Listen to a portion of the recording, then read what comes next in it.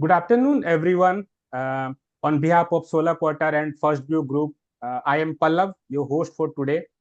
And it is my absolute pleasure to welcome you to this high impact launch webinar on the solar project Construction Asia 2026. When we say launch, this webinar is actually a curtain raiser for our upcoming flagship event, the Solar Project Construction Asia 2026, scheduled to take place coming February in Singapore.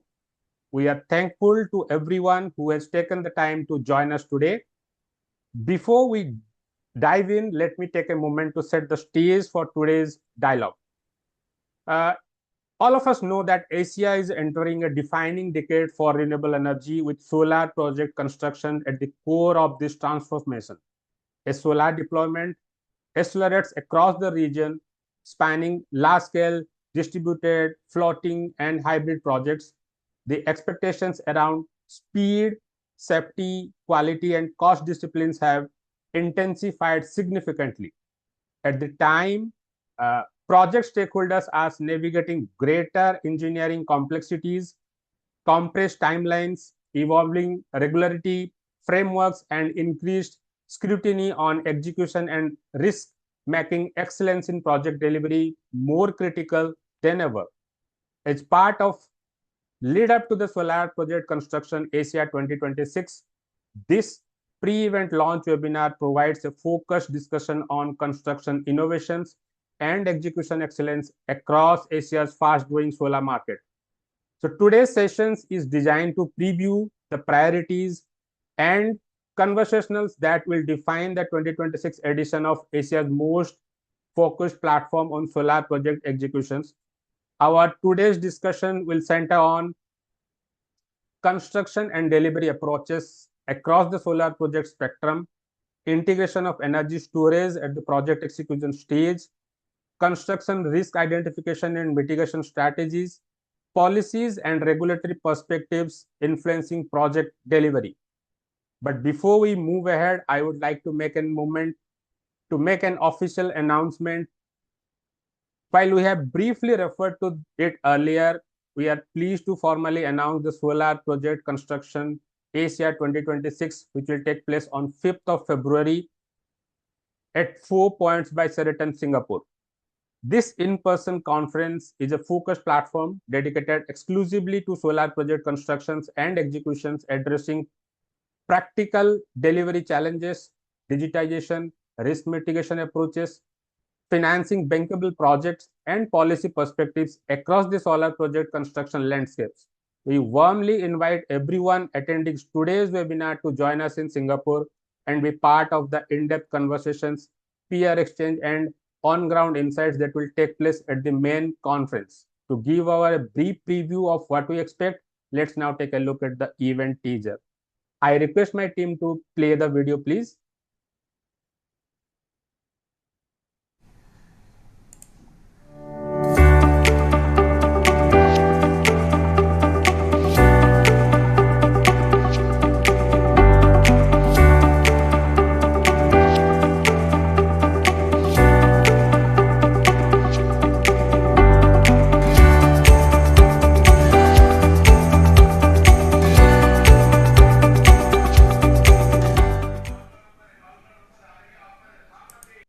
Okay, hope you everyone got a glimpse of the main event.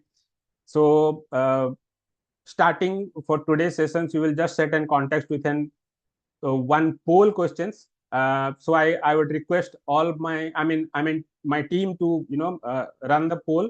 We will keep the poll for 15 seconds on the screen. You can vote. You can cast your vote here. So for your convenience, I can read out at a strategic level what is currently the most critical construction phase challenge impacting solar projects across Asia.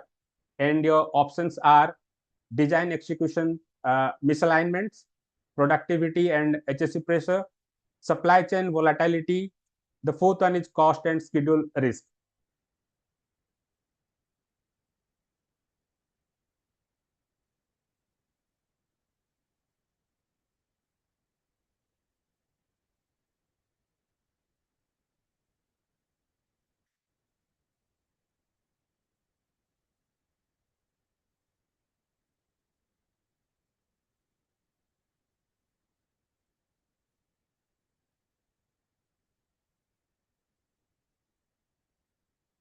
Please cast your vote quickly so that we can move ahead.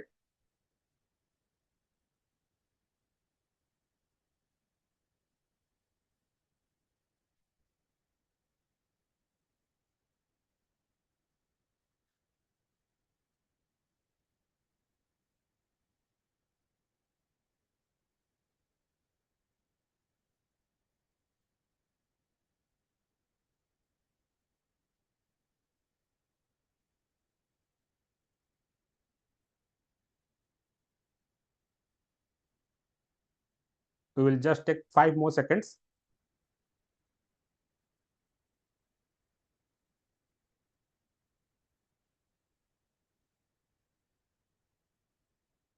Okay, it's time to move on.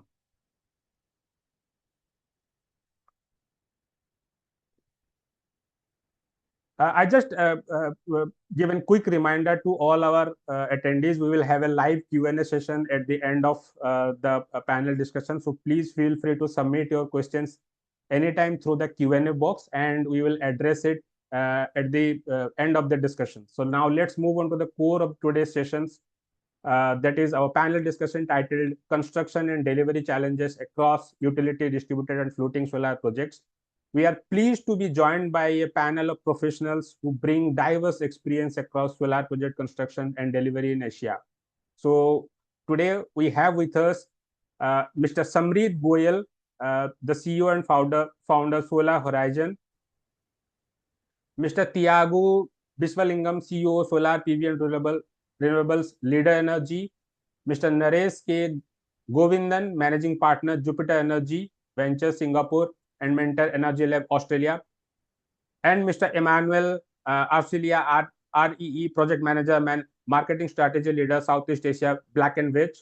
Guiding today's discussion is Mr. Vaibhav Singh, Executive Director, Decarbonization, PwC. Thank you all for joining us today. A warm welcome to all the panelists, and over to you, Mr. Vaibhav. Thank you, Pallav. Thank you so much for having us here. I'm really pleased to be joining this panel today, primarily on account of having such a diverse set of panelists who bring in experience right from ideation of projects to successful execution and implementation. I'm looking forward to having these thoughts and views that could come in, not specifically for utility scale solar, but covering the entire gamut of solar, from utility solar to floating to distributed applications as well. So that's the part that excites me the most. The way we also want to structure the panel is to have a lot of on-ground experience that can be discussed. So not just dwelling around theory, but also on-ground experiences, learnings from the panel, and that's the part that's going to be the most exciting for us. So with that, I'll not take a lot of time and directly invite my fellow panelists. There has not been an introduction done, so what I can do is right at the start with the first question itself. Before the answer, I'll request if my fellow panelists can come in and offer a quick introduction first before they respond to a question. To begin with, I would want to invite Naresh from Jupiter. If Naresh, you can come in and highlight the work that you have been doing specifically around utility scale solar and around BESS. The considerations for BESS are very clear. As penetration for renewable is going up, there is definitely a need to look at wider integration of this, and storage, also attributed to the falling prices, has been emerging as a key solution. And we don't see any stakeholder or any of our clients not considering storage at either distribution end or at the transmission or generation end. So with that, I would like to invite you in, if you can quickly first give an introduction and then specifically highlight some of the exciting work that you have been doing around utility scale solar and BESS. The floor is all yours. Yeah, thanks Vaibhav, and thanks Pallav and Solar Quarter and rest of all. Sunny afternoon to all the attendees, and thanks indeed for taking time to join this webinar. Let me give a short introduction. Myself, I'm Naresh K. Govindan. I am a managing partner for Jupiter Energy Ventures. So we are into RE energy mix, particularly into short-term storage with BESS and long duration storage with hydrogen. And over the last 20 years, I have been doing solar and utility scale and distributed generations across ASEAN markets. And there's a lot more to go. A lot of renewables had already come to the grid in ASEAN grids. And the challenge here is in future is going to be the grid stability. So to address this problem, that's where we are focusing into energy storage, particularly in the BESS. So in this webinar, I would like to exchange some of the ideas and share some of the insights, what is needed for the market. I will give a pass over to Vaibhav. Thank you. Yeah. Thank you, Naresh. Thanks for the brief introduction and for specifically setting that context. So now I would invite Emmanuel.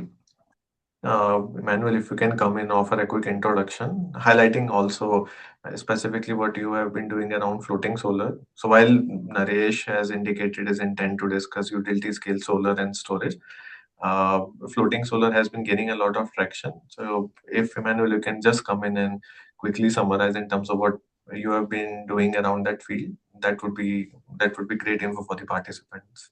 Sure. Thank you, Vaibhav, and thank you, Solar Quarters, for this great event. My name is Emmanuel Arcilia. I'm a project manager from Black& and Veatch, based here in the Philippines. And as you know, Black& and Veatch is a global engineering, procurement, construction, and consulting company. We have been in the Philippines for 40 years, but specifically to floating solar, we recently completed the first megawatt scale floating solar in the Philippines. It's a 5 megawatt floating solar uh, for for the own use of the owner. So it's a plant that's built within their facilities. It's actually a mining company. So the floating solar started from an idea to which the mining company wanted to comply to the requirements from the Department of Environmental and Natural Resource. So it's more of an environmental compliance requirement. Similarly, the holding company of our client is heading towards a trajectory of renewable energy on their own. So it's a good story, a good development for a mining company building their own solar, more so a floating one. And I'll be happy to share more details as we go along the webinar. Okay. Thank you, Thank you. Manuel. Thank you so much.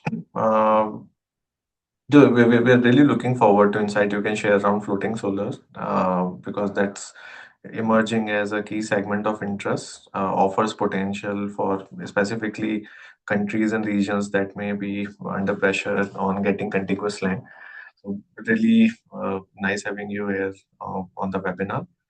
Now I'm requesting Samrit or Sam who can come in and offer a quick introduction, also highlighting within distributed some of the exciting work that you have been doing. Thank you, Vaibhav. Thanks, everybody, for joining. Thanks, Solar Quarter. Nice to be here, everybody. I am Sam Goyal, founder and CEO of Solar Horizon. We are a Singapore-based EPC and developer over the last 12 years now. Today, I'll be talking about CNI, commercial and industrial rooftop, in the Singapore context, which is a dense urban environment, and where we have actually almost 2,000 megawatts of installed solar on our small island, which is actually more solar than all of Indonesia, as of now at least. And one of the challenges we are facing is that we are running out of rooftop space. And of course, Black& Veatch and teams like that are doing a lot in floating. But for us, who are specialists in urban environment, we have started doing interesting things where we create new real estate for solar. And I'll be sharing a little bit more about what that looks like and some of the key challenges and learnings that we faced. Thank you. Thank you, Sam. Thank you so much. But now we move on to our final panelist for the day, Thiago from Leader Energy. So Thiago, yeah, floor is all yours. If you can give a quick introduction and snippets of what you would want to uh, specifically discuss today.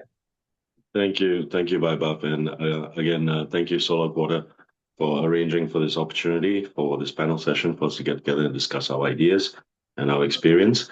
Now, I'm the Chief Operating Officer of the LYS Energy Group. We're a subsidiary of Leader Energy. We focus primarily on the commercial and industrial space, much like Sam and Solar Horizon. We are headquartered in Singapore. We are in 6 countries. I have oversight over 99 assets, going to be 100 very soon, spread out across these 6 countries. So while Sam will be focusing on the perspective on the Singapore market itself, I can bring in a bit more understanding about markets such as Malaysia, Vietnam, Indonesia that we also operate in. And the perspective that I'll be bringing is, in my position, I do have control on the delivery and the operational aspects of the plant. So I do want to bring a more of a realistic understanding of the challenges that we do face on the ground currently with the construction of CNI assets, and primarily the impact that BES or permits and regulations and standardization could play in this, and to really drive further RE uptake in these markets. Thank you, Ivan. Yeah. Thank you, Tiago. Thank you so much. So we will now quickly move on to the specific points of discussion. And herein I would want to invite Naresh to come in. So Naresh, you have set the context in terms of utility solar and how storage is going to be an integral component from an energy security and affordability perspective. This, however, is a relatively new field. Initial set of projects have only started to come up. So, based on your understanding and based on your experience, can you come in and highlight some of, for example, key considerations that you are facing, key decisions you have to make, specifically when it comes to BESS?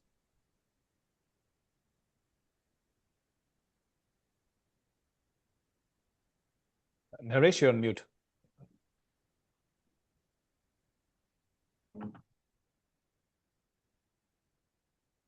Naresh, are we audible? Am I You're audible? on mute. Am I audible? Yes, Yes. Naresh, please go on.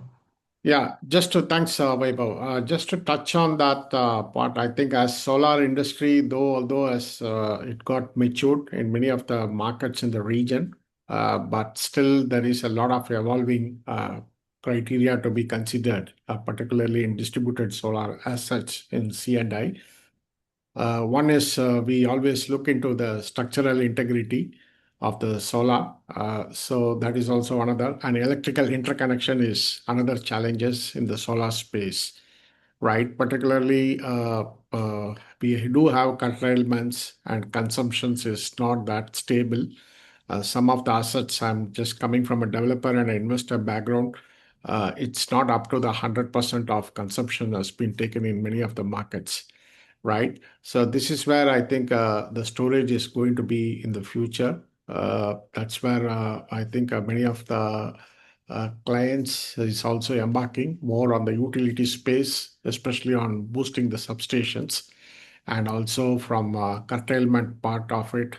We don't want to energy get wasted. So the key highlights I would say on the BESS is predominantly I would structure it into at least key three takeaway.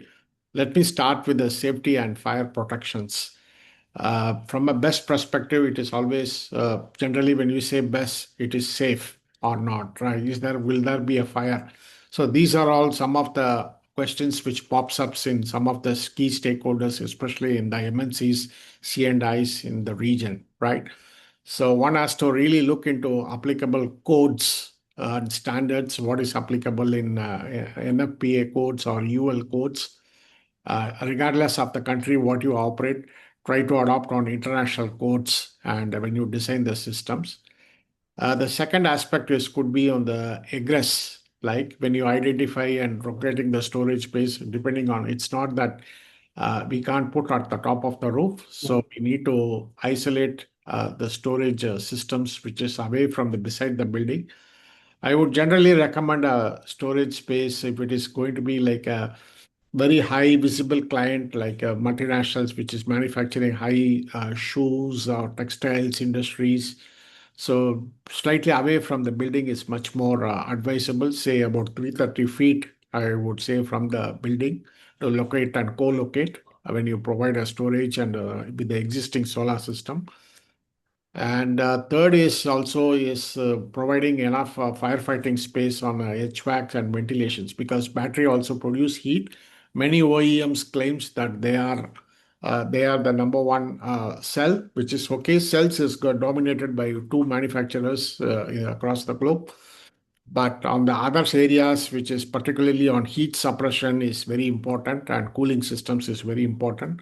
They provide a lot of firefighting suppression systems, but one has to really carefully look onto it. How, if the fire, anything happens, nobody wants the fire, but if it happens, how this can be isolated and how it can be controlled on this. So these are all on the safety aspects I could touch. Another most important is the integrations and coupling, right? And predominantly, I think when we look into storage, we may have to look either in the existing solar assets, which is like a retrofit. So in that case, it will be having a cabling challenges, and all these challenges will be there. So the choice of coupling has to be very clear on this. Are you doing a DC coupled or are you doing a AC coupled actually? Predominantly, the simple answer is if it is already built in solar and other thing, my recommendation is to go for AC coupling. If it is something which is going to be start from greenfield, from solar plus storage put together, I would recommend to go for a AC or what do you call DC coupling on this. You've just got a high efficiency. So interconnection is a key challenge on this. So as an order of priority, safety and firefighting is a very key aspects to look into it for a construction. And second important at most is the electrical integrations and coupling. Maybe this is a broad outlook or a touch points where I could look, but again, best is not only the battery, there are other things to look onto it. But as questions rattle in the audience mind, we are happy to touch on more, go and deep into it. So over to you back, Vaibhav. Yeah. Vaibhav, I'd like to just jump in here because Please, Sam. yeah, Naresh, you made some really good points, which I'm learning from you actually, which is about retrofitting. So as I mentioned earlier, in Singapore, we are a dense urban country or city. We have almost 2,000 megawatts. Now, all of these buildings don't have space anymore for battery. The other thing that's happening is the grid prices are coming down. And this is to your point, Naresh, the AC or DC coupling. One point I'd like to add is also about your business model.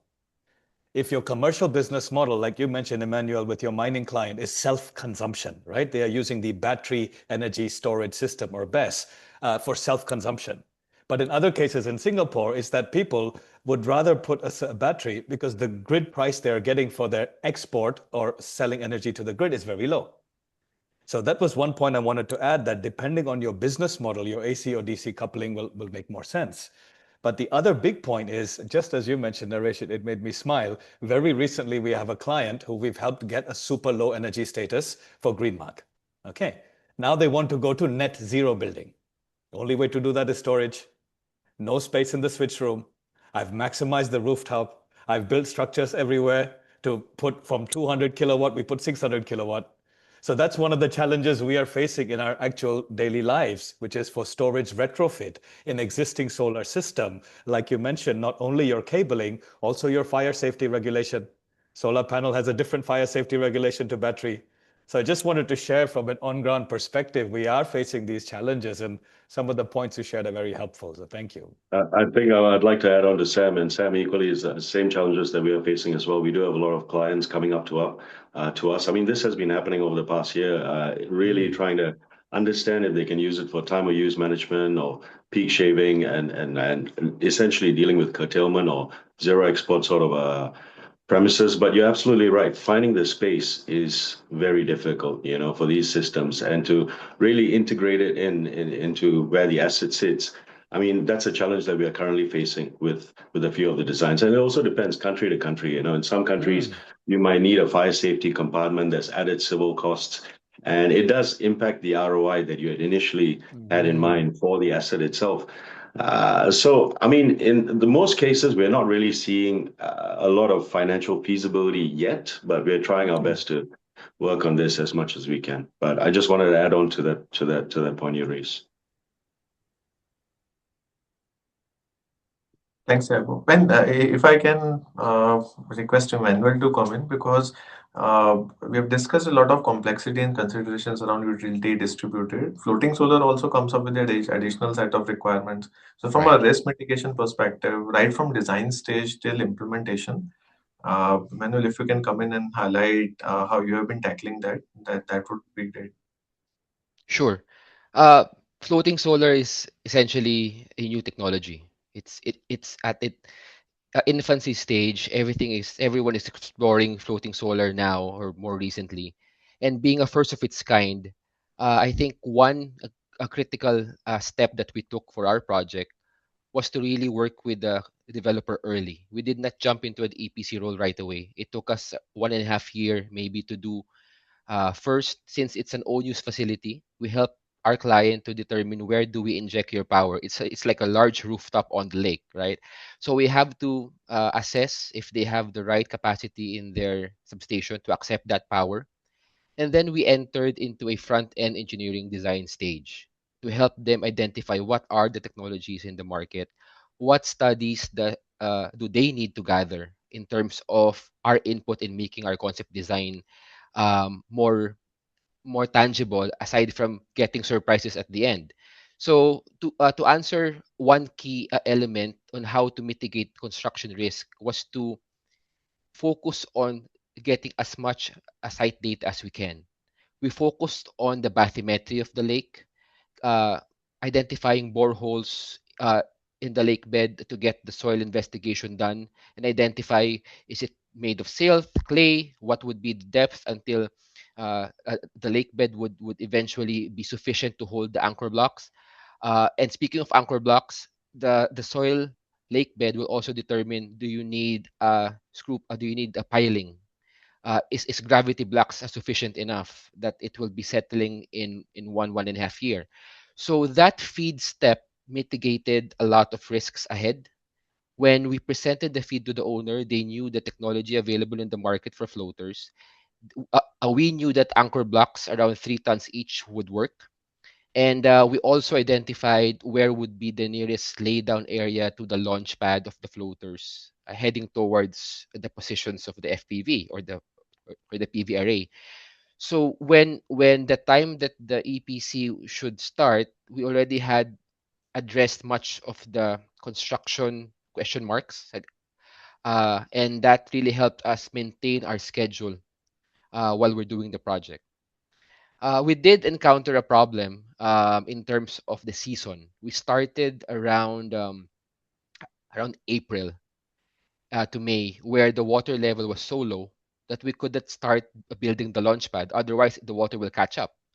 So we had to pivot on focusing on other pre-work, and then by around July, August, the waters started to pick up. We want to meet around 153 meters above sea level in terms of the water level for us to safely finish the launch pad and to launch our barge for the installation of the anchor blocks.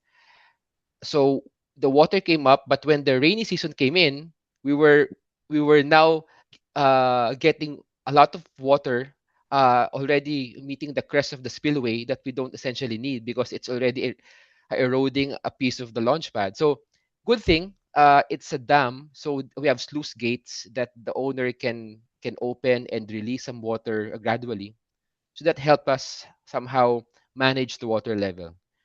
In larger projects like a large lakes, maybe if there are options in the sea, it may be difficult. It will be difficult to control the water level and most especially the current and the wind speed.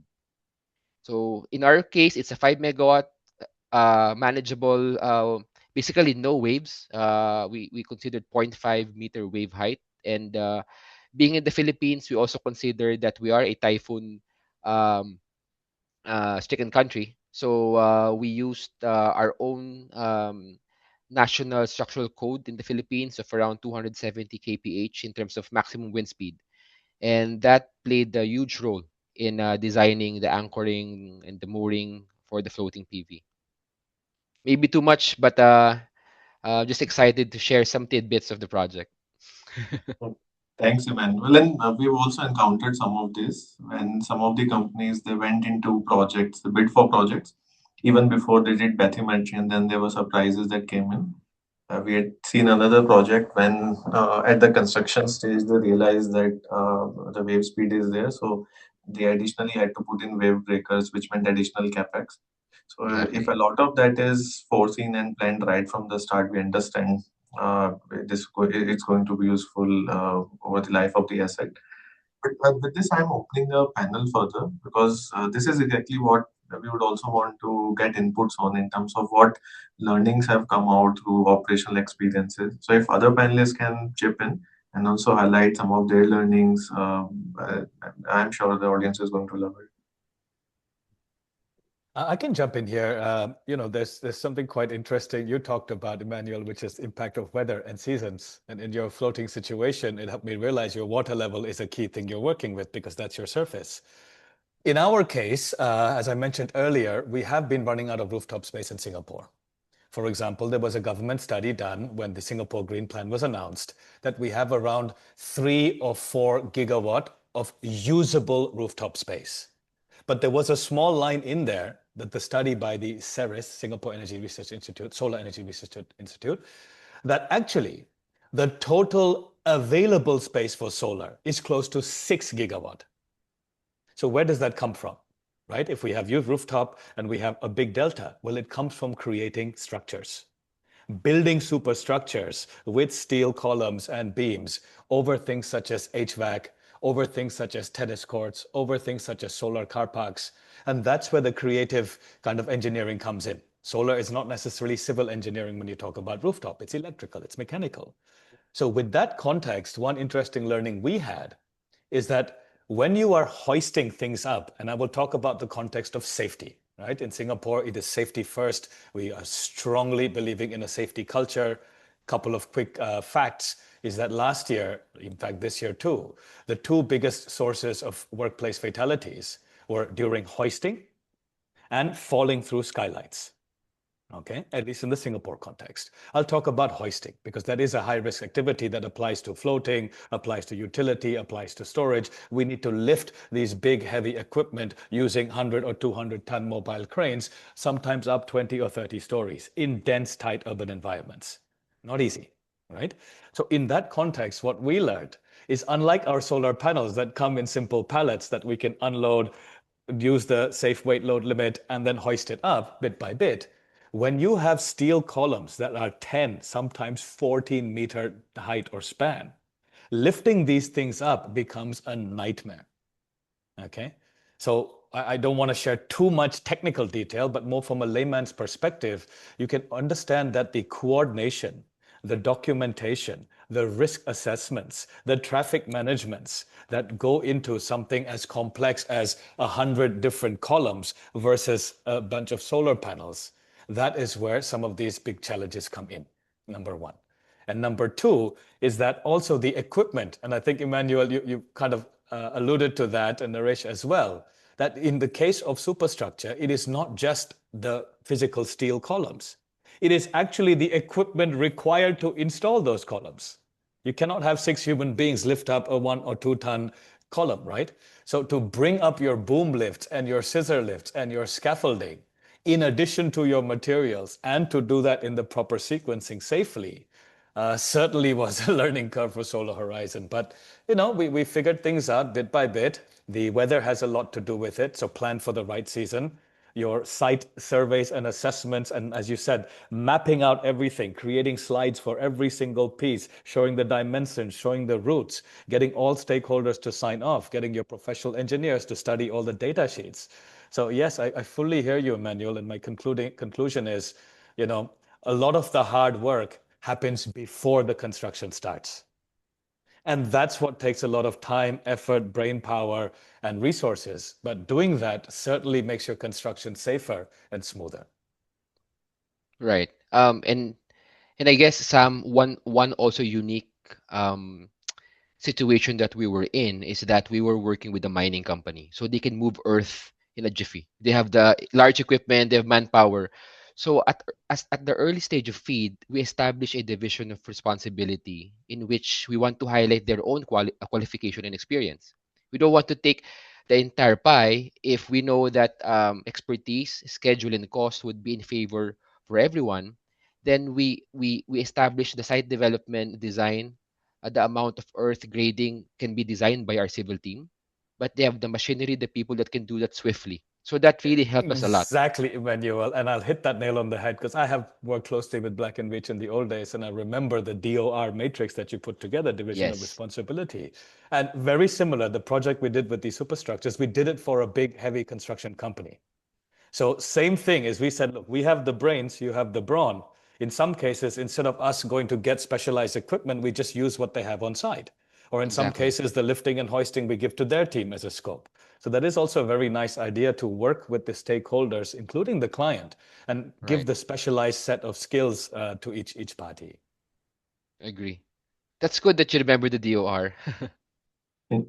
But if I can now request Thiago to come in, because from a developer or APC perspective, specifically when you're working with CNI, competitiveness has to come in, and that is key consideration that's playing around. At the same time, you also have to look at cost optimization. You have to look at construction efficiency, safety, which is something you can't compromise on. So, Thiago, from your understanding and based on your experiences, how have you been balancing all of this? Thanks, Vaibhav. So yeah, I mean, look, solar is quite mature. It's mature enough at this point.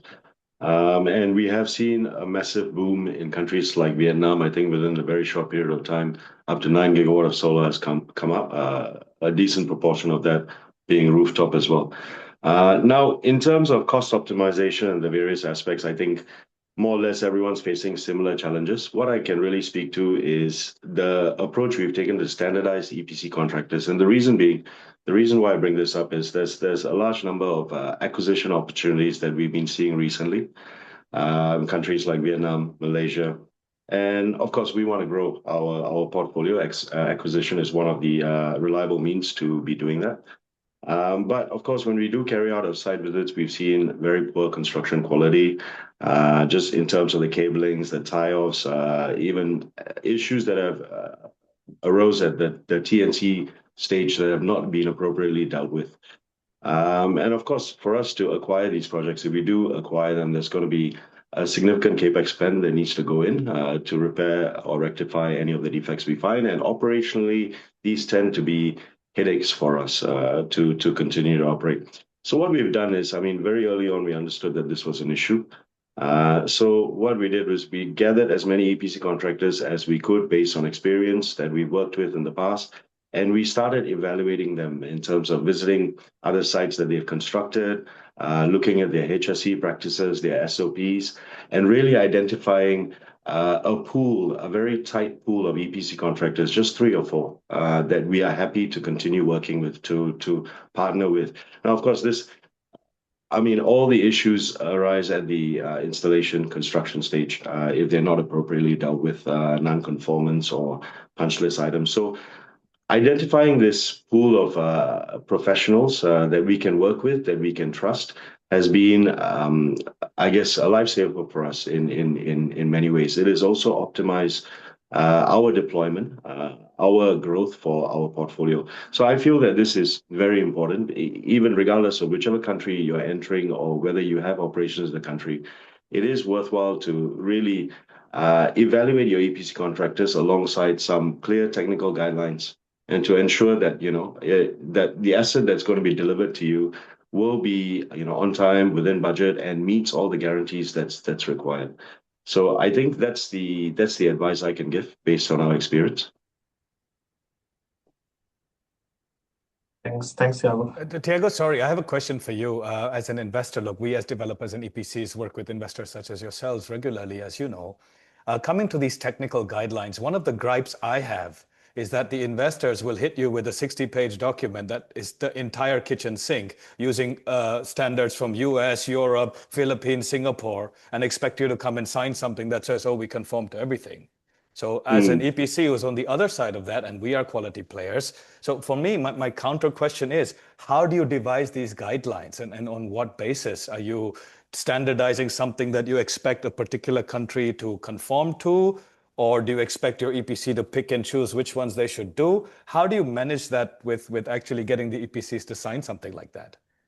I mean, well, I would proceed along the approach of, I mean, you have your guarantees in place, your liquidated damages, your performance guarantees for delay, or performance of the asset. These are core tenets that we are expecting the EPC contractor to align to ultimately. But then it also does work on a case by case basis. It also depends whether we're doing this as a turnkey project or if we are sourcing all the equipment.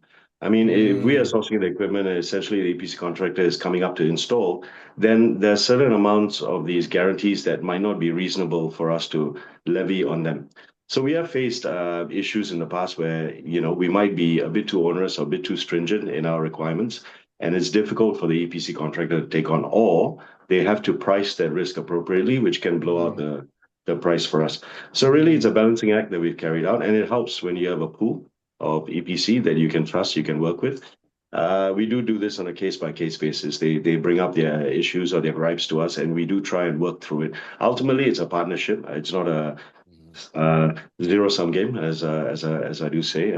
So to continue working together over a long period of time, you need to be able to compromise and to form a playing field that benefits both parties, I would say. Well said, Tiago.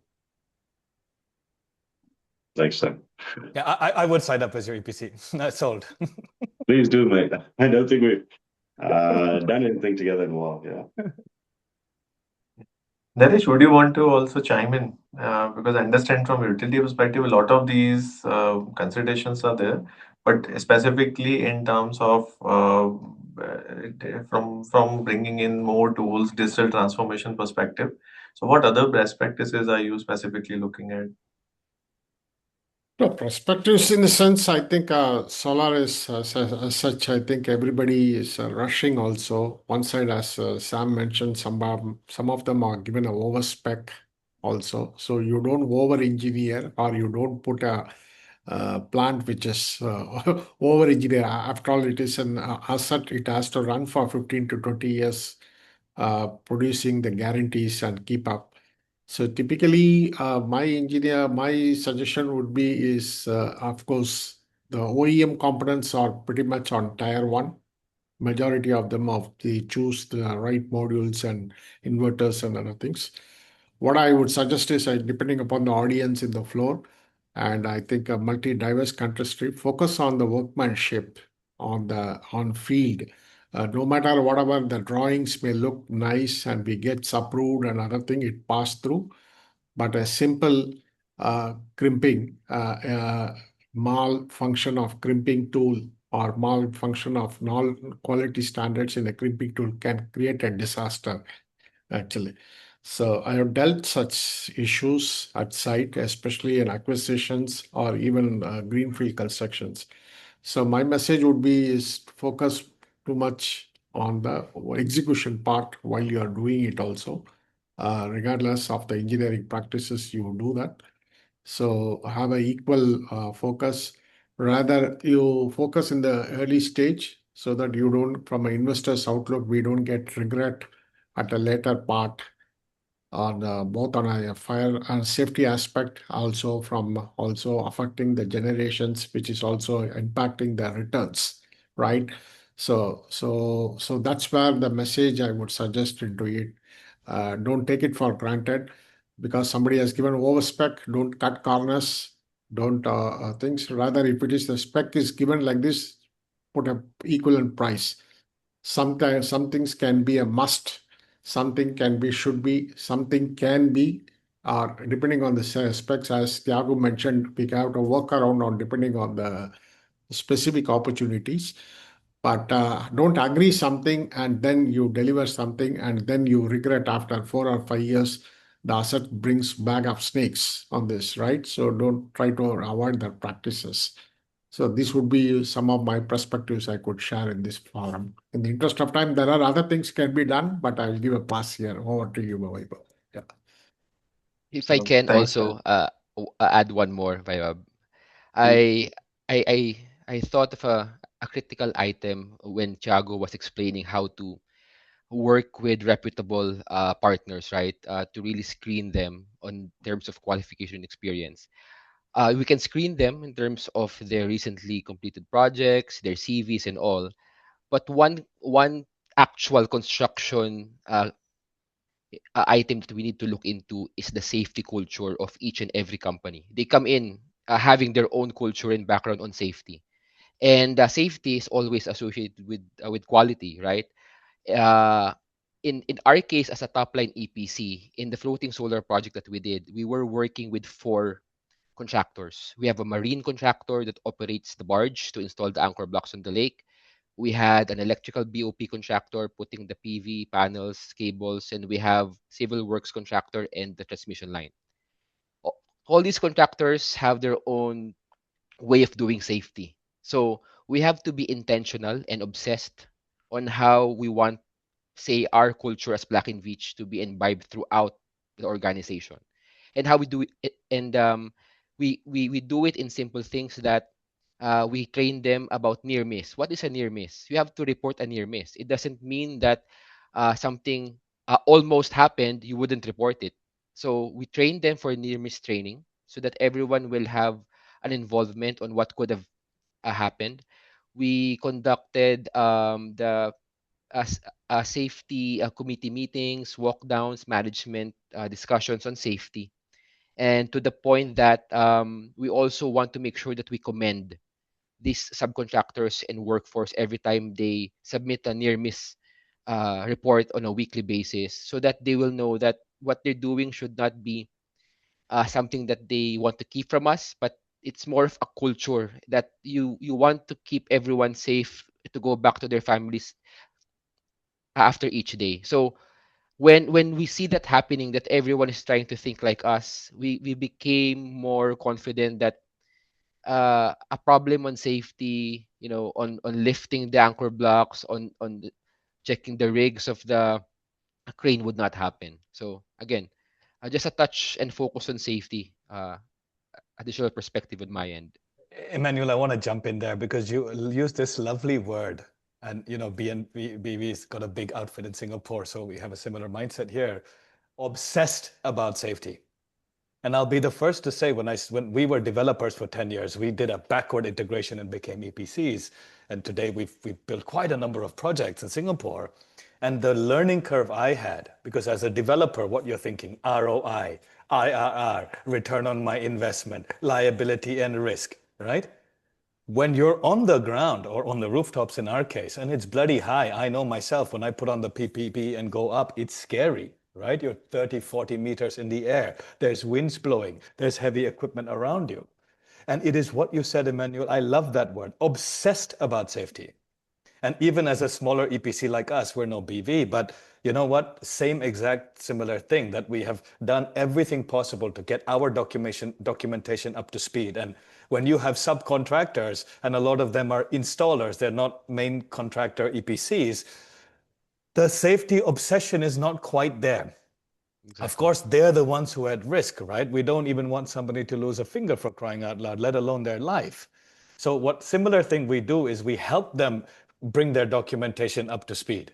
And sometimes they get annoyed at our rather strict Right. HSC, who is actually 20 years oil and gas, and now we brought him to solar. But, as a management, and that's the second point around safety, it always is looked as a high cost, right? Everybody complains about cost of safety.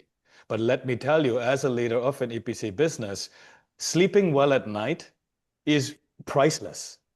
Exactly. Right? So no matter what margin we lose or how many days of stop time there is, but it is so critical to ensure that no major works are happening without the documentation. That's not just cut and paste. And I'm sure you guys have all seen this, right? Oh, cut and copy 80-page risk assessment, assuming nobody will look through it. Well, guess what? We will study every single thing and call them out on everything, and also help them improve it. And there's just one example that came very recently, a safety or lifting cage, right? Now for panels, it's okay. You have them strapped, you have them lashed. But when you're now moving other things that are loose, to a normal subcontractor wouldn't necessarily think about fabricating their own safety cage, getting it endorsed by a professional engineer. But these are the smaller, but very, I would say, useful and important things that the more experienced players can then help teach the newer players. So yeah, thank you for bringing up safety, Emmanuel. And I'm sure the team here, especially, and Tiago, I wanted to ask you a question is, you guys have so much experience in Southeast Asia with, let's call them emerging economies, right? Emerging market. And a very nice example is, say, Singapore and Malaysia, right? We have same, but very different mindset. I would love to pick your mind as to how do you guys manage implementing the same high level of safety standards across all these different regions? Thanks, Sam, for bringing that up. In fact, when Emmanuel was discussing getting the different contracting packages to really align on safety, I wanted to point out, yeah, try doing that for different regions, right? It's an absolute nightmare. The truth is, we started this standardization journey in 2022.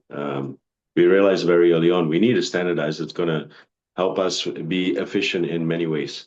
And part of that is standardization along this side as well, trying to standardize our HSE practices country to country. And it's not been easy.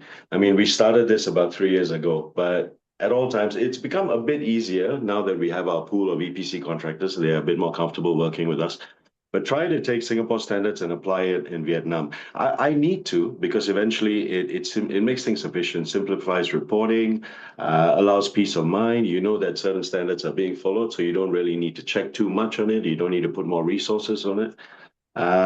So we have over the past 2 years struggled and educated our EPC contractors on what Singapore standards are.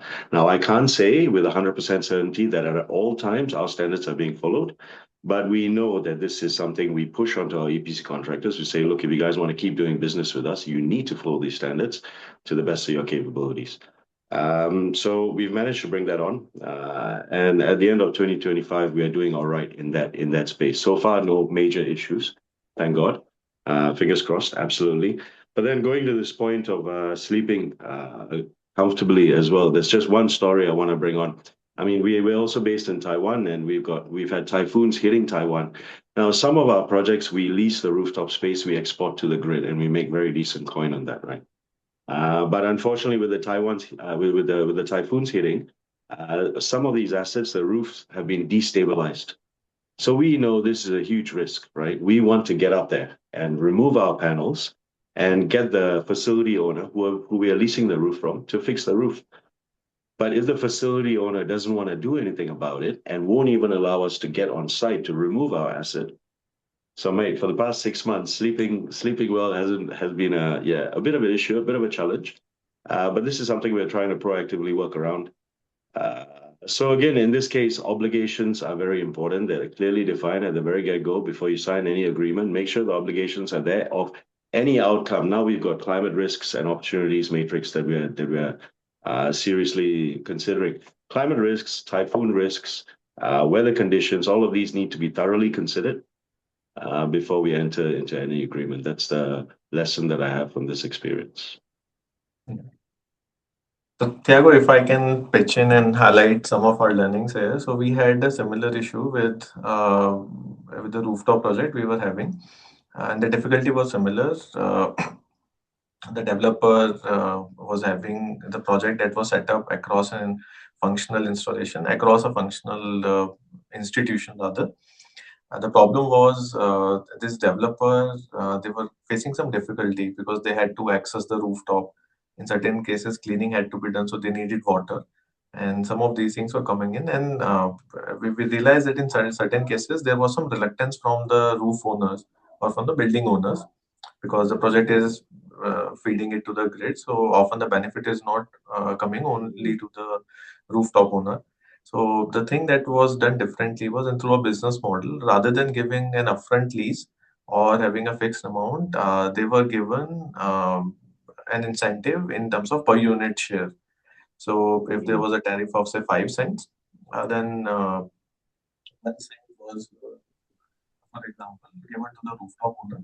So they had some incentive to come in to allow access to the developer to help with the maintenance and if any other thing that they can help out on. So they were primarily becoming a benefactor of the generation that was happening.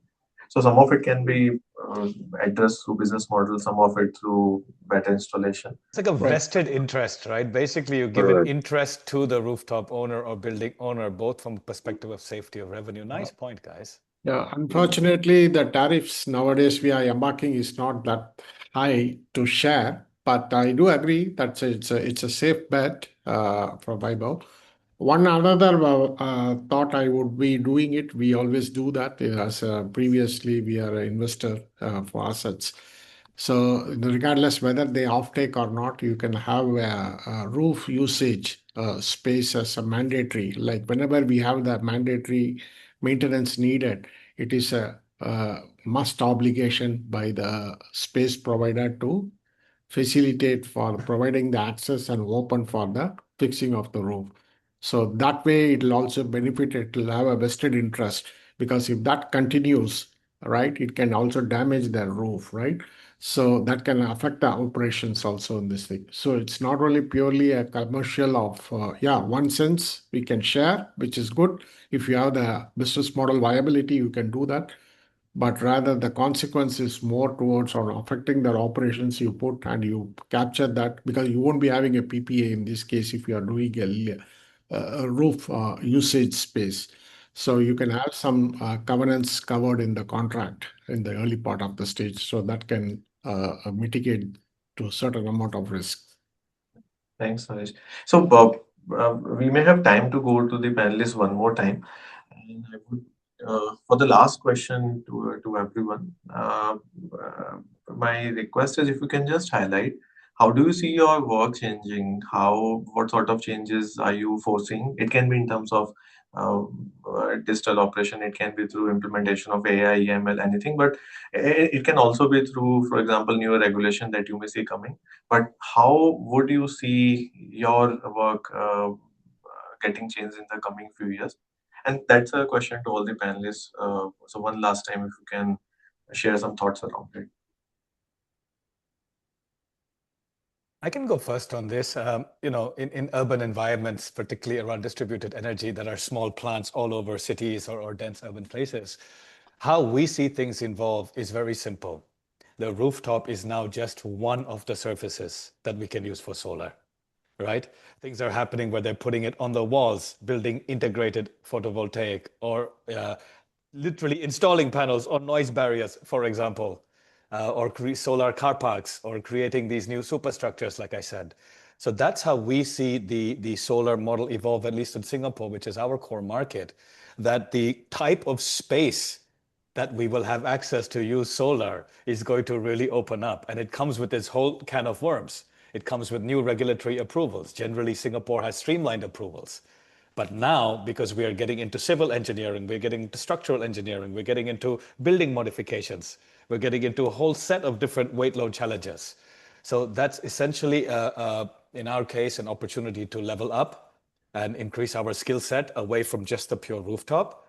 And what my wish list is in that kind of forward-looking world is that, again, Singapore authorities are generally very pro-solar and very supportive. I don't have much complaint there, but certainly on a planning permission basis, because Singapore is tightly regulated. Every square inch of our country is regulated.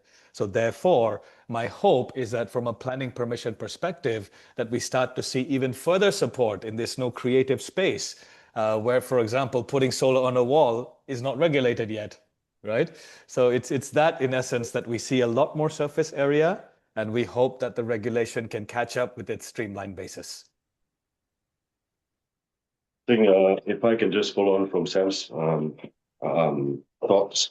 For us, on the developer side in the CNI space, what we're seeing, and it's really across the space, margins are getting thinner and thinner. It's getting a bit more, it's getting quite difficult to eke us a decent amount of profit.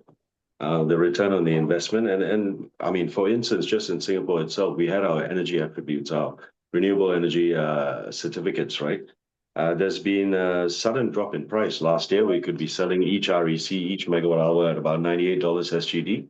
Now you can barely get rid of them for about 25 to 30 SGD. So it's been a huge impact to our business. What we're starting to see and what we're trying to move into is the idea of changing our business model or evolving our business model to not just being investors or EPC, but also coming in providing an ESCO service, energy as a service, or even a BESCO service these are elements that these are business models that we are considering. We've seen ESCO achieve some success in the market with some players. We think we can replicate it better rather than just being a vendor in the chain of it, being the PV provider. We're thinking that we might move into the ESCO and especially the BESCO space, seeing that there's a huge demand or growing demand for batteries. And in terms of wish list, I will echo what Sam has mentioned. I think the main issues we face in the countries we operate in is sometimes the permitting and regulatory space is not very clear. We require a lot more clarity, or there's a lot of impedance that we can't clearly identify what is the cause. You need to get on the ground consultants to resolve the issues for you. So if and as Sam has mentioned, in Singapore, the regulations are very precise. And in some ways, it's a lot easier because the track is there for you. It's clearly defined, you know the timeline, so on and so forth. So I wish there was a bit more of an alignment in terms of permits and regulations that investors can, very quickly understand and very quickly plan for and develop within. So that would be my wish. Thank you. Yeah. I would suggest on this, as we are really going day by day on the world of AI, I think each prompt or it's a text prompt, it consumes about 0.24 watt hours of energy, right?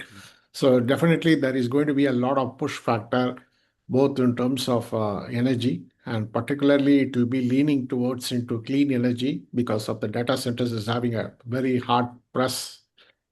And so there is going to be more renewables is going to be embarked on that, not only into solar, but into other technologies, even biomethanizations or biogasifications.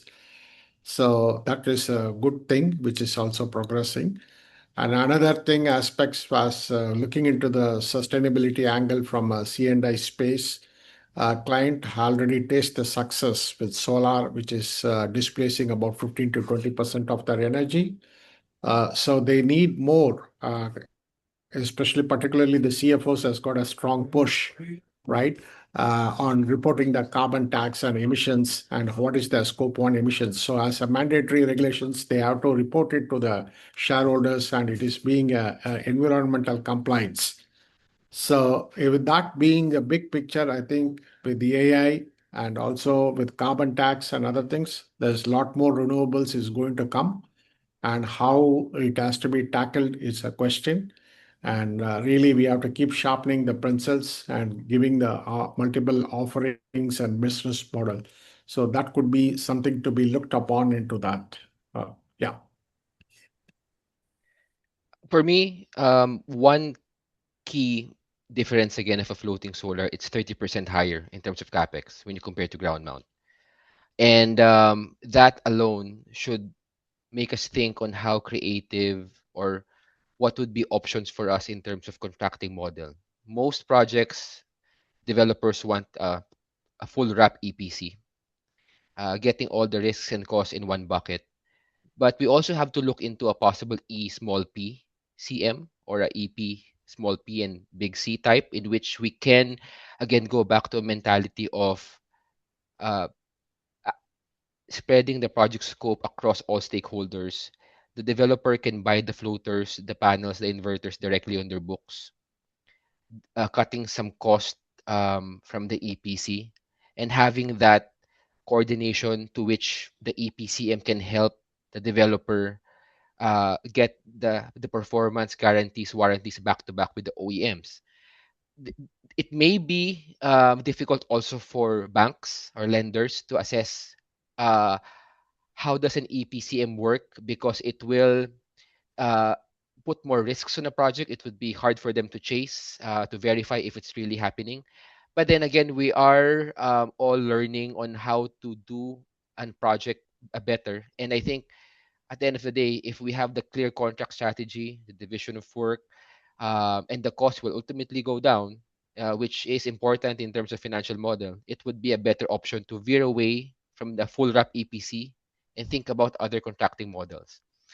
Um, Generally speaking, I think all of us would agree transmission would be a challenge. There's a lot of land or water that is available for solar or BESS and other RE projects, but it doesn't mean that you have a point of interconnection readily available nearby, right? In our case, there are the transmission development plan by the system operation, which will show you that the substation will be there in 5-10 years because that's the master plan. So alignment of the transmission line development and I guess the power generation sector would be one key improvement or wish list so that we really transition that power to the community and to the end users. Thank Thank you, you. Manuel. And we can absolutely agree. Everyone intends to be leader on renewable energy deployment. However, on the transmission side, in majority of the geographies that we work in, that lags behind. Also on account of having a higher gestation period and other planning related challenges, but right on target. Another thing that's on target is also how we have wrapped up in time.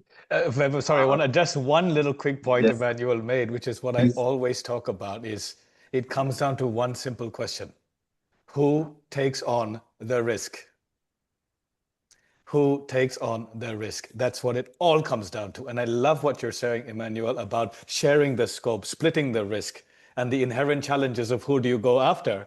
Because at the end of the day, if my developer investor is buying panels and I don't make margin, why will I give him wrapping guarantee? But it is something to be said that if there's enough meat on the bone, if there's enough in the pie, Exactly. if everybody has a win-win-win mentality where we can share that risk and share that scope, then I'm actually a lot more open to it. So good points. Thanks for making that. There's a Yes, sir. pain and gain mechanism, right, in spreading the work. So if we go according to plan and plan it correctly, then it's more likely to be a gain. But if something is challenging along the way, then we have to get our skin in the game as well. Yeah. So has to be both carrot and the stick, not either. So we also have some questions that have come in. What I can do is I can just read through and would request all the panelists if they can take a stab at it. So the first question that has come in from Nanang, which is how is the integration of battery energy storage influencing solar project development timelines and costs across Asia? Nadesh, yeah. Yeah. So the question is on timelines and cost across Asia. I think cost has come drastically depending upon the capacity. It goes on linear. If you go for a 50 megawatt hour or utility scale storage, it's very competitive. The price has come down. And the same thing goes even at a resistolar because we do advise on some cases on Australian markets. So it has come down. It doesn't need a subsidy and it still makes economic sense from a cost perspective. Timeline, I think it is more on opportunity specific. I would suggest the execution doesn't take much as long as you invest your time more onto the early stage on the engineering aspects. You look into it, you invest onto it, then there won't be any surprises. You have a micro detail level of detail, then you can do that. So depending on capacities and other thing, maybe I can take it offline if they need, and then I can go on a specific timeline. Roughly about say about a 2 megawatt hour should be a decent size, I would say. On a very things are pretty much is there. Even in the supply from OEMs, majority comes from China. I think we should be able to comfortably to get it completed within 6 months timeline if things are everything is there, and permitting should not be a constraint, I guess, depending on the market. I For was just example, going to ask that, Naresh, yeah. is what does the permitting timelines, how did that play into it? Because that's what we want Right. to know. Some markets are matured, like Malaysia is very much welcoming with CRES and substations. So it's Malaysia is very much matured. Singapore is pretty much clear on the safety from SCDF perspective. Vietnam is a bit complex in terms of permitting. Still, it is evolving in the storage space on this. So depending on the country and the geography where you work, Taiwan could be very simple in terms of very clarity in terms of permits. Thailand is also there. So depending on the country and the opportunity specific, the timelines can go things. but it doesn't take a longer time to manufacture. There is a handful of OEMs and other things out there. But you do need to invest on time on the engineering and selection of systems, particularly the battery health. Its battery is not best is best alone actually. It looks from a containerized, but there are other it has to be integrated with the BMS, ESS, and a fire protection system. So a lot of subcomponents are to be looked. More important part is the analytics. So battery alone is not the right product. It's the analytics and the intelligence. How do you derive out of the battery systems is very important. So if you have all these in place, you should be able to get a decent timeline on this. I hope that answers to Nyang. And back to you, Vaibhav. Naresh, sorry, I just want to follow up with a very quick question on that. Now, in terms of the best systems, I mean, with REs, you do have your tier one, your tier two producers, so on and so forth. We know that the classification means something. With best systems, I do not know if tier one and tier two, is that classification really worth something at this point of time? We don't really see that huge volume of best systems being deployed as compared to RE assets. So I just really want to pick your brain on that. Sure, Tiago. See, tier one, from a sales perspective, it is only two class tier one players is there. It's a All right. CATL and BYD is there, right? So there Yeah. are other subcomponents, although they say that cells, I take it from there, but I just have tier one. Everybody says claim actually on this, right? But there is no subclassifications for the remaining systems on this. So this is where we have to look into it. What is the state of health and what is that, what do you call, state of cycle degradations? All those factors has to be looked into it and how that, because there are many manufacturers out there. Cell alone it's a heart, which is okay, but SOC, SOH, and degradation, all these factors has to be looked into it. And for that, there is no tire as such. It is still in a evolving on this. But Correct. this point of time, other than the cells, to the best of my knowledge and what we have implemented so far, we have to deep dive into the other aspects of that, Thiago. Yeah. Because what I'm seeing is some RE OEMs, they're starting in China, they're starting to move into the best space. Now, if they are tier one RE OEMs, but then when the battery comes up, it's not really tier one yet. It's But not can you really. trust the fact that at least they have their SOPs and their methodology in place that Yeah, makes them tier one RE? yeah, Could yeah. you equally apply it to their best product or production lines or? Yes, for that you can look into it, but what happens is at the end of the day, what you buy, because it's going to be a containerized or it's going to be a box to solutions, right? So how the subsystem works, how it behaves, this has to be looked onto it. And for that, best is only way is whether they have following the standards, whether they qualify with UL standards. UL has got a pretty standards on this, underwriter laboratories actually. Okay. It doesn't ring to my mind. I think if you can apply some class on UL standards, perhaps UL 9540 is a good standard for them if they comply with that. But generally, there are classifications on sub classifications on that. If they could comply and pass that, it's good. Going back on Australia, all the best systems has to approved by CEC, which is Clean Energy Council of Australia, particularly for C&I, and particularly the market is big for resi market, so it has to be approved on that. So that way you can take into comfort and move on. That's where we have to move on. And more importantly, they give warranty about 5,000, 8,000 cycles or 6,000 cycles. They give the warranty. And if Right. you're willing to pay extra premium, they will be willing to take that, Thiago. So you can take that comfort and you can move on this.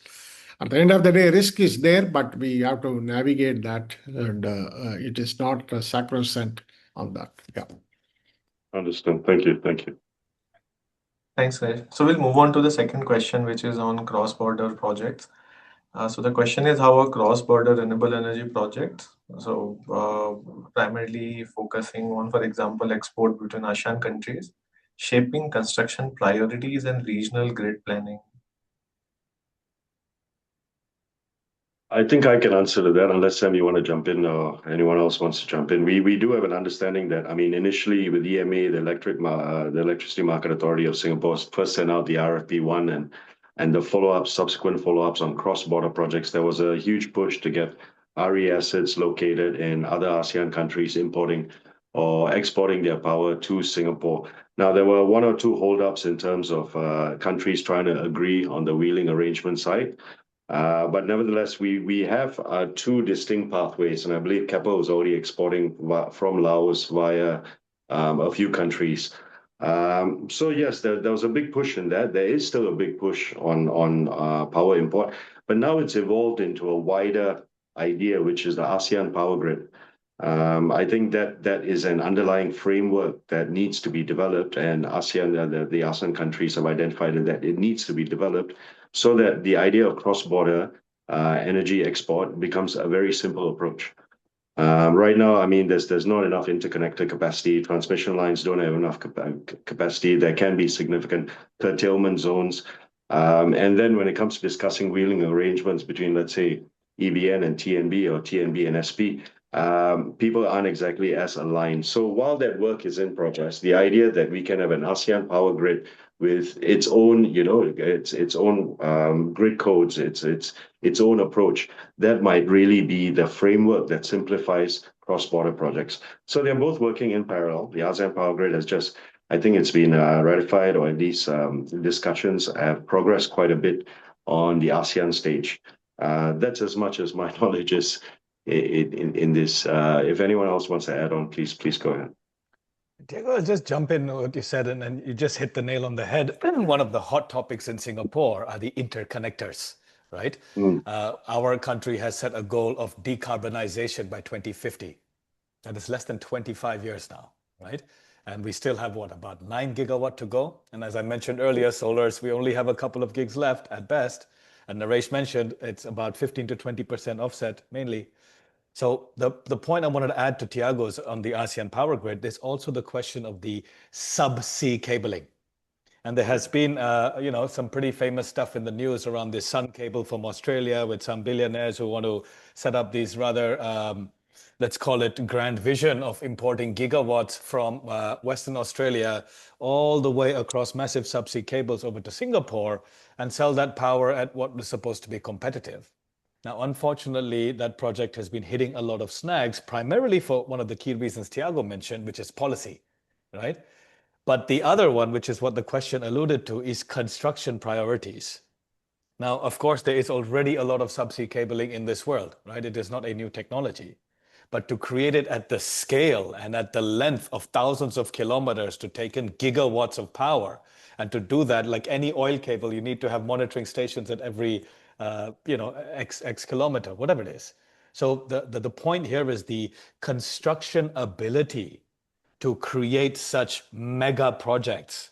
And similarly from Indonesia to Singapore, from Batam, I mean, it's a much shorter distance than from Perth, but the idea of bringing in these massive cables, I believe that's where also Black & Veatch, if I'm not wrong, has got quite a bit of experience. So that's just the other point I'd like to highlight from a construction challenge. And Emmanuel, if you have any points there, I'd be happy to hear that. I was thinking about the question actually, Sam, particular to how domestic manufacturing initiatives, can really impact improvement on schedule and cost. Um, since there's a huge pipeline in the Philippines going back to floating solar of 3 gigawatts, and recently there's a green energy auction program that dealt a large amount of solar projects in the Philippines. The last auction was around 10.2 gigawatts of RE, where 2.2 gigawatts of that 10.2 were floating. So there's a massive opportunity for local setup of floater manufacturing. I believe one of the local developers has already discussed some options with SunGrow and maybe other OEMs that can set up their plant here. And that's a massive improvement on cost and timeline. And it's already happening right now. Incentives wise, I think it's generally around tax incentives, zero VAT incentives, and One thing also that I'm seeing here in the Philippines would be the Green Lane program that allows special projects, most especially renewable energy projects, to have that fast pass type of approach that all the government entities would treat that as a priority in terms of licensing and permitting.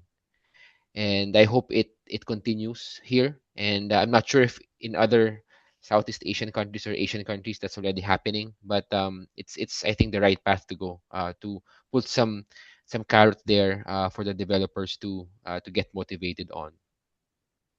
Yeah. Thanks, Emmanuel. And Emmanuel, I absolutely agree with you on having floater manufacturing done in a decentralized way, given the low density. And in our experiences also, we are seeing that happening not just at the country level, but to be honest, even on project level. So a lot of larger projects that have been coming up, they are planning to have manufacturing done right at the project site because in terms of cost benefit analysis, they'll benefit more if they do manufacture right at the site itself. However, the question and an offshoot of that is in terms of floater manufacturing, it's absolutely making sense. But what about PV panels? So having domestic manufacturing, is it helping out in terms of having accelerated project timelines or timely commissioning and I'll in just terms give of one point cost? there, Webab, as you see with Indonesia and Singapore, which are some of these big gigawatt connectors. Flat and Naresh is smiling because he knows. But essentially, and it's also what Tiago said earlier. In fact, we've been talking about this domestic policy, right? Look, end of the day, everybody's an opportunist, right? Indonesia has the sunlight, they have the land. Singapore has the demand, we have all the tall buildings, right? So one guy wants it, one guy wants to sell it. Both see an opportunity. So what Indonesia did, which I think was quite smart, is to instill a local manufacturing component. So here we are, a lot of developers in Singapore are going to do these grand gigawatt scale plants that are bigger than the entire island of Singapore. And Indonesia said, well, manufacture here, at least I think it's 40 or 50%. So in a point there, and that's what I also wanted to ask you, Webab, you talked about projects manufacturing at site. I'm assuming these must be gigawatt scale projects in order for that to be viable. So I think to that point of scale is where one of the answer may lie. But would love to hear from Naresh on what you've been through in that situation. No, I think it's a general it's a time and results. I think doing this country. I mean, we in Sun Edison we tried a lot for this. Canadian Solar also tried a lot in the historically in Indonesian soil. So I don't know whether this can really put spoke to further growth, as you say, opportunities. But if you really trying to be opportunities, but putting up all these spokes can really claw back the overall ecosystem also. So it's a more of a time tested actually, given the precedents in the past, right? Like with Canadian Solar also set up the manufacturing and all these things are in place. So whereas there are some success stories like Vietnam also there is a manufacturing is there. India has got a manufacturing is there. So really, it has to be time tested. So what I'm trying to say is there is a past which has got really thought the growth, but there are some success stories in other markets, which is local manufacturing, which is also there. So at least they woke up and they be more proactive and reactive and see the big picture and really try to be the opportunistic, or it's something like a FOMO in the past, fear of missing out, or a typical kiasu. Am I giving more? Right? Like so, it's sort of a mindset from the country, from particularly from Indonesia. Let's see how it is evolves. Yes, Naresh, exactly. As you said, the mindset of stakeholders, and there can be conflicts also. The requirement for policymakers and priorities may differ from priorities for developers. But yeah, that's where, I mean, the question of leadership comes in. In the interest of time, I mean, I'm moving on to the next question, which is specifically policies and incentives that may prove to be most effective in speeding up solar projects, whether it is feed-in tariff or whether those are tax breaks or auctions. So, yeah, open to panelists, anyone who would want to take this up. Now, maybe this question is on specific to for solar or what is? Solar PV, yes. So solar PV, I don't think they will have any feed-in tariff any country in the future. So I think it doesn't need also. So it's proven, and I don't see any further concessions is required. These my thoughts, or across any of the geographies. Yeah. I was just going to add to that, Naresh, is that, I mean, it's been like Solar Horizon, we've operated in Singapore for 12 years. We haven't taken a single subsidy on anything from anybody. Fantastic. We've never needed it. Fantastic. Yeah. Because in our, at least, and it all depends on supply demand economics, right? That's what it comes down to. It's pure free market. And if your energy prices are high in your country or in your nation, then your storage viability is much higher. Because storage is the same price no matter where you go. For example, the panel costs the same no matter where you buy. So I would say it really comes down to the free market economics. For example, in India, I cannot even fathom the prices that solar is being sold and installed at. It is probably 50% cheaper to install solar in India, but then you get 5 cents for your tariff.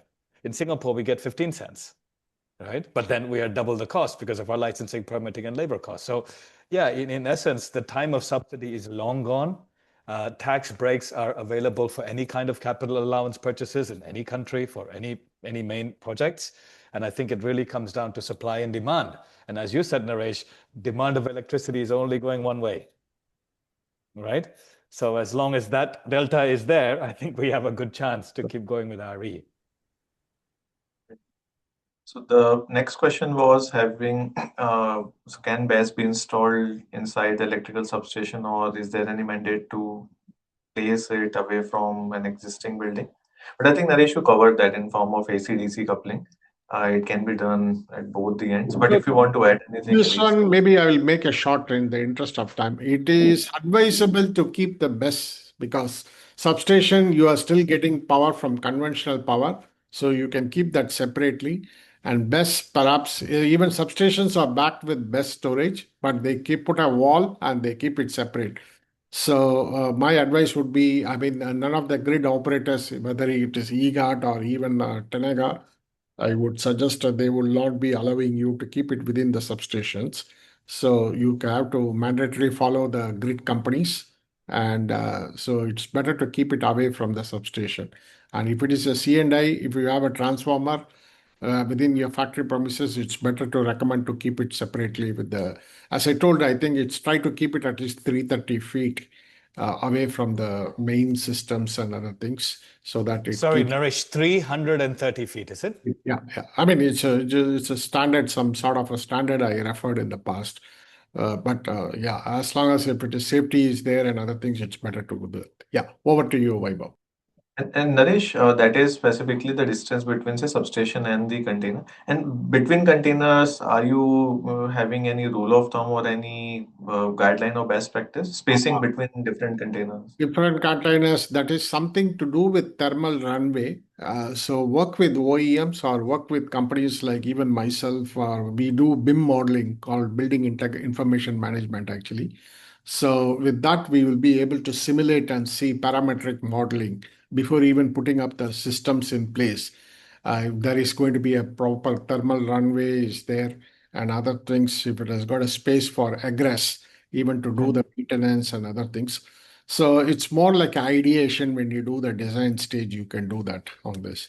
But yeah, I think there is no specific metric number, I would say minimum it has to be like that.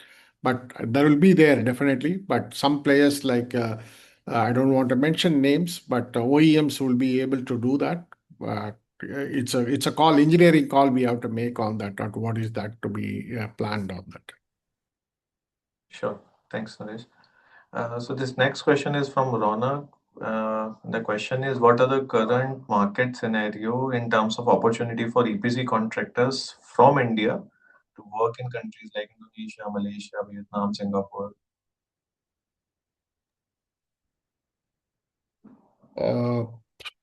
Maybe I think it depends, but definitely I think practice in India, I think there was a company called SNW. They were a large penetration came from historically from the past. but I don't want to bang on any particular thing. But look into generic advice would be is to focus more onto the quality aspect and constructability methodology aspect, because whatever the documentations and other things are quite different in the region, in the countries what you had mentioned, particularly in Singapore. And EPC doing in the overseas, it's going to be like a red ocean, because all the local companies, they want to have that piece of cake. So it's a strategic call also each EPC companies need to make on that. Uh, Whether to go into another market like Malaysia and do this EPC when other Malaysian companies are established. For example, I'm just saying, same thing goes with Indonesia and other things. So it's a strategic call. What is the value addition you are going to bring into That's this the word. market? Actually? Yeah, and I just wanted to hit that nail on the head again, Naresh. It's what value can you add, right? It is not that EPC is or solar EPC is rocket science. It is not that there. It is not like 15 years ago when you didn't have EPCs in the markets, right? So the way we see it is either through partnerships, and Tiago, you talked about that, right? If you, let's say you are an EPC who's partnered with an investor in market A, and that investor trusts you or that developer trusts you and has a pipeline to potentially bring some of that expertise over. And then to Emmanuel's point is that, doing main con turnkey EPC as an outsider in a market, it's unlikely you're going to be competitive unless you're willing to do it at zero margin for market share, which is not sustainable long term, and it's just a waste of time, really. So that could be two additional points is what is your competitive edge? How can you have a good partner, let's say as Tiago and his company? And then based on what Emmanuel says, how can you have a division of scope and responsibility where you have some specialist skill that gives you the value add? That would be my 2 cents. But Tiago, would love to hear from you. Have you done that with any EPCs? Have you worked with any EPC group cross country to a different market? Or what do you think about that?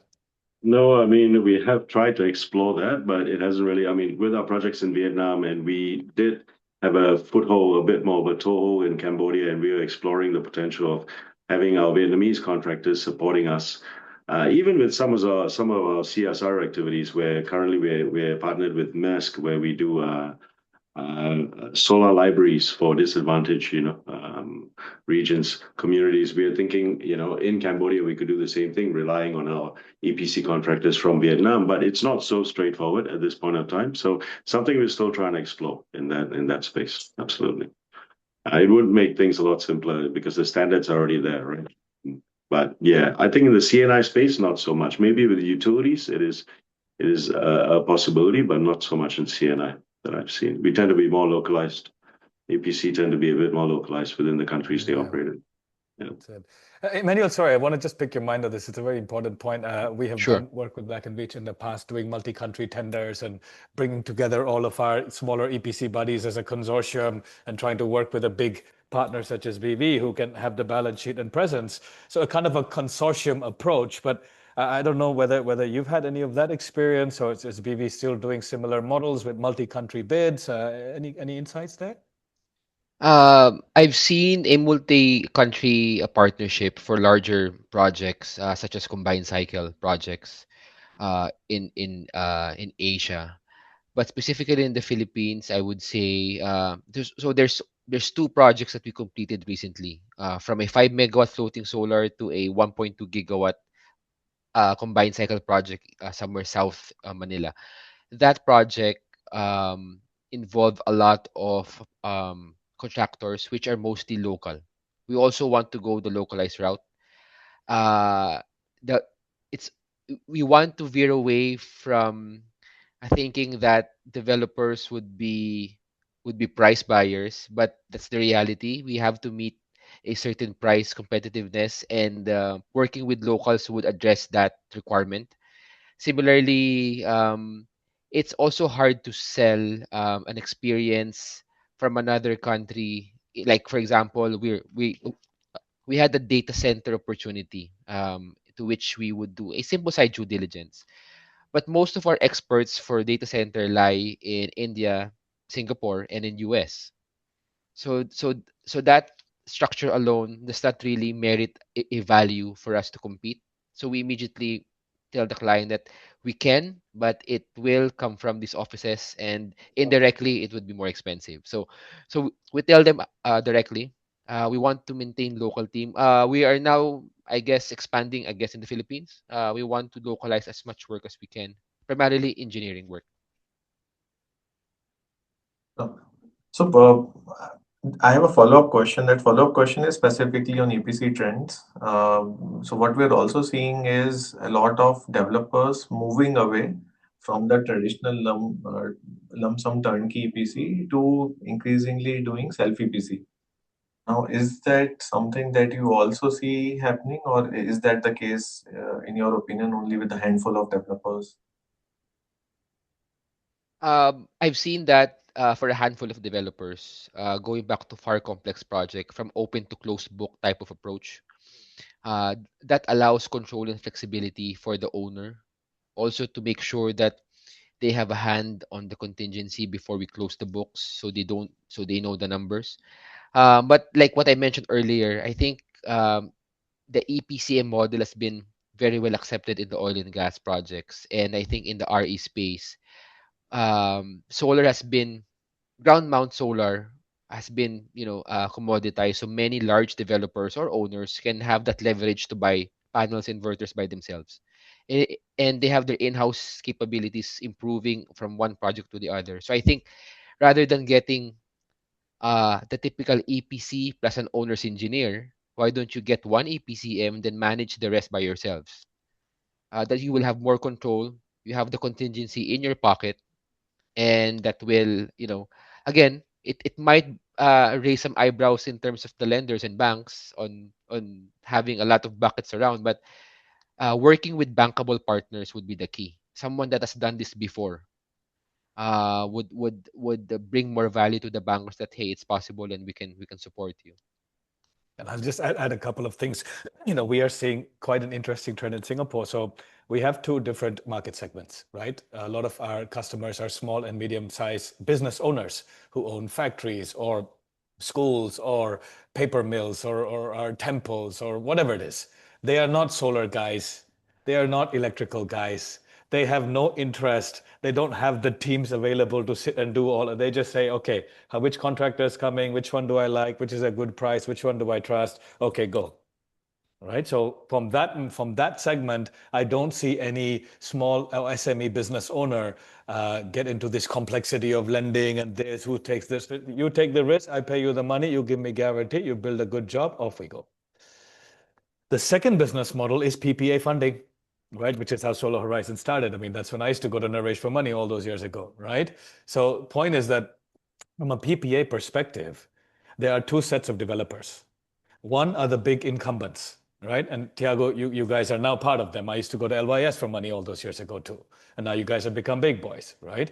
So in our country, we have 5 or 6 major guys. Now these guys already have everything internally, right? They just they get their panels. They even outsource engineering here. They get this guy to do this much civil engineering. They get that electrical contractor. They hold a nice party every year to give their subcons a little bit of love. But ultimately, none of those subcons are actually making money. They're just got a volume game. Now, those developers are not interested to give EPCs like me a turnkey job, even though I'm giving multiple level of guarantee, I'm giving over market yield assurance, etc., etc. Fine. But the other segment, and FYI, that segment is playing in the big MNC tenders. I used to waste a lot of my time doing that stuff in the old days, right? That's why I asked you, Manuel, about all these Nike tenders in 10 different countries. Nothing happened in the end of the day. We all wasted our time. But the point is, a lot of newer developers, because there's a lot of new people coming. Naresh, you said it right at the start. Renewable energy has a lot more to go, man. So a lot of newer players who are coming with a specific focus on sales and marketing through their network or financing through the equity that they've raised, or for example, OEM suppliers who want to sell panels in new markets. Now, for these guys, they don't have the capability. They don't have the interest. And most importantly, they don't have the risk appetite. Right? So in a summary, we are seeing a trend with the big established developers who have been doing this for donkey's years, from Sun Edison's days, for crying out loud, who are not really giving any turnkey packages. And by right, they shouldn't. They have the capability. But a lot of the newer players, or specifically developers or financiers, we do not see them stripping out because they want the risk coverage, they want their lenders to give them the money, and they don't have the competence to do that. Sorry, long-winded answer, but very, very relevant on what we're seeing. Yes, I'm well summarized. So move on to the next question, which is a bit more specific to Thailand actually. So the question is, and this is coming from Surit. So the question is, Surit has discovered that there are rapid shutdown devices required in Thailand, which significantly raise pricing.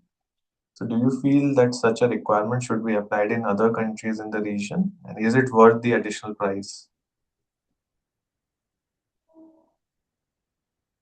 Well, it depends. I mean, just to give a short answer from my thing, it depends on who you are and who is the party on this. If you are talking about your financial investors, they won't be able to look onto it, right? If you are a seasoned asset management, and if you are doing the operation maintenance in-house, definitely I would say this would rapid shutdown is worth investing on that, because it gives a lot of stakeholders credibility and integrity of the asset. For your own investments, it gives protection. It's really worth on the bank the buck in terms of IRR and other things, which is minimum or avoiding the downtime, and you are able to monitor the thermo characteristics of the IV curves and everything on this, right? Because when we typical asset management, we don't monitor to a cell level on this, right? And even if there is a hot spots, this can really prevent this. Even you may have a protection at the control. Nowadays, EPC are cutting that. There is no what do you call distribution, what do you call circuit breakers and protections at the DC level, box level. Actually, it goes at the inverter level, and there are some protections out there. So rapid shutdown, even it is at the module level, if that economic purpose and you are a seasoned asset management and you are an investor in asset management, yes, I would suggest you can have for this. But if it is like a typical company, if they want to really minimize the EPC cost, because generally it is also a financial metrics on this. Generally, they don't advocate. When in that case, you can take a compromise, but you have to have a different strategy on your O&M on this. So either you pay there or you cut there, but you substitute at a later stage and doing your frequency of your interval on inspections. There are several protocols on the asset management and the O&M strategy. So which you have to do that. But don't compromise on both the areas and leave it like that. As long as the sunshine, it can produce energy. Don't leave it like that. Then you may end up, actually, it is not that always, but you may end up. Even in Singapore, we have gone through a rooftop fire incident, and other countries also you might have experienced in this. So that's where now from a safety outlook, I would suggest yes and no, depending on who you work with the audience, but don't compromise on the strategy in case you don't invest in the early stage, but at least you beef up your O&M strategy at a later part. So that's my message. I don't know, hope Naresh, I just want to add one important point is coming back to what you said at the start also, that there's been a couple of high profile fire incidents in Singapore on the rooftops. We are not going to name names. You guys can Google it. But it all came down to workmanship. You can have the fanciest rapid shutdown, Tigo, module level optimizer, blah, blah, blah, blah, blah. But if your crimping sucks, or your supervisor is not there, or your workers are tired and under pressure, or you're supplying such cheap quality, the best optimization of engineering will come down to that workmanship. And I, as an EPC, would recommend to spend more time, I think we've all said this in different ways, to focus on the workmanship down to the worker level and the supervision, because that's when you can eliminate 95% of your risks. Yes, exactly. You can have the best products, you can comply with all these standards, but if the workmanship isn't good, then the benefit is not going to be coming out. Well summarized. Move on to the next question, which is from Madhvi. So the question is, and I think this is directed towards Emmanuel. So the question is that Taiwan has now introduced stricter regulations and environmental impact assessment criteria around development of floating and ground-mounted solar PV projects. When do you see similar EIA criteria or development happening in Singapore, India, China, or any other geography for that matter? Well, I can only speak in terms of my familiarity on the local environmental requirements here in the Philippines. I'm not yet that aware on how it differs in other countries, but it follows the same process. At least here, we have the Department of Environmental and Natural Resources, and they have environmental requirements from pre-construction, construction, and operations. Right? Pre-construction would be similar to other projects. You have to do the environmental impact study, information education campaigns. During construction, you have to follow through on the conditions that the ECC tells you to do, because you will still have to submit your self-monitoring reports to any agencies. To DNR, so that those ECC conditions should be reported and be fulfilled during the entire construction. And post-construction would be similar to developing abandonment and termination plans on how you dispose um, the floaters, the panels. The floaters would have the same 25-year design life, but being a new technology in the market, we really have to depend on the OEM to train us on how to really dispose of those products. And it may be the same case, or there may be large similarities in Vietnam, Taiwan, China, and other countries, but at least here, we still have that framework of environmental requirements from pre-construction, construction, and post operations. Thanks, Emmanuel. So I can also share perspective specific to India. In India, also, EIA has been exempt for solar projects unless it's mandated by any investor. So projects are not obligated to carry this out, and same also applies for floating solar. However, increasingly there is a thought process that this should be looked at more closely for floating solar projects, looking at it from a marine life perspective, trying to also analyze if there has been difference in oxygen levels. So from that perspective, now increasingly there is a thought for example, obligate this for at least floating solar projects. And there are also some discussions underway to enforce this for floating solar projects. We come on to the last question. So last question is specific to Singapore. Uh, Given the limitations and opportunities, do we believe in general EPCs, lenders, developers, players would move out to global markets from Singapore? So from a growth perspective, any outlook on Singapore market? Well, I think you can clearly see here that Singapore is a launch pad to the region, right? A number of us, including Emmanuel's parent company, has a big outfit here. Tiago, correct me if I'm wrong, but LYS was founded in Singapore, and it's from here that you guys moved into the region. So the answer is a loud, clear, resounding yes. Singapore is a launch pad into the ASEAN. It is a place where people have rule of law, where they have a lot of international community, where there's a lot of headquarters. In fact, I would venture to say that a lot of people based in Singapore, particularly in RE, are not active in Singapore, right? In the Sun Edison days, Naresh, I should ask you to come invest in my Singapore project, and you'd say, bro, they're too small. Let's go somewhere else. So there is something to be said about the lack of scale, but it also depends who you are. For us as a small homegrown local EPC, we certainly got enough business to keep us busy, and our pipelines are growing, and we are hiring, we are growing. So there's something to be said about where you are and your appetite and your scale. And also the third point I would add is around these interconnectors that we've talked about, right? Singapore is known for its cross-border strengths and its lobbying. And in fact, the ASEAN power grid is something that was mooted here many decades ago.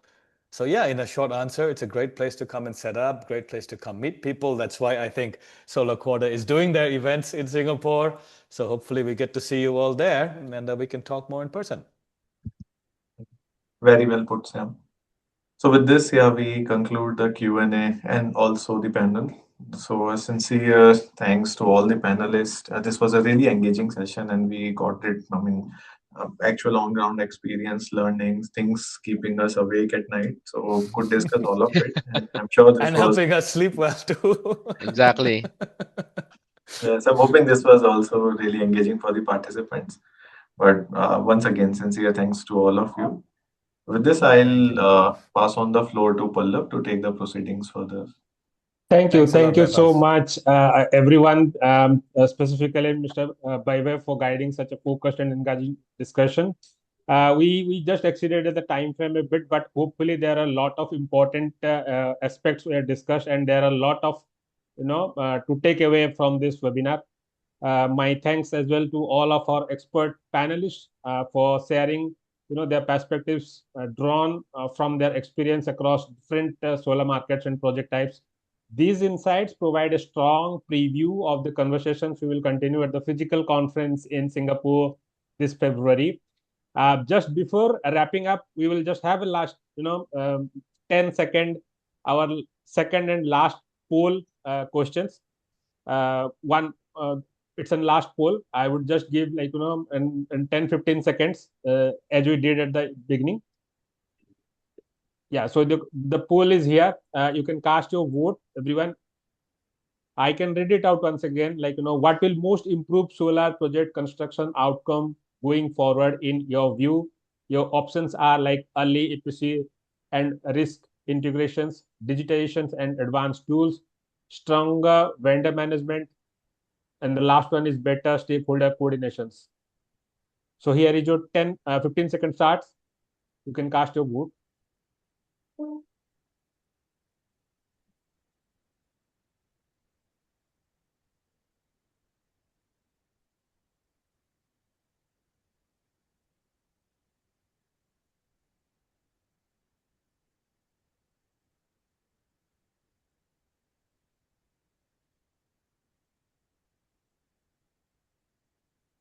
Okay, I think all of you have complete your casting.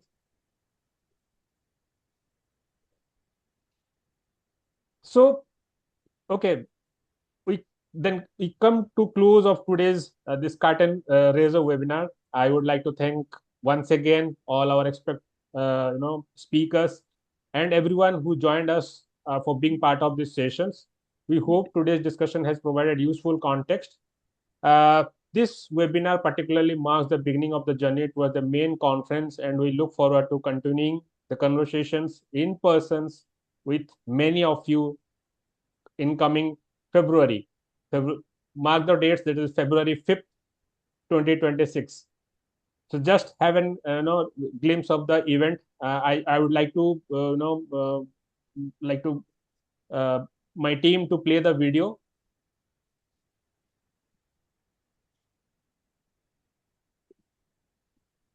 For your reference once again.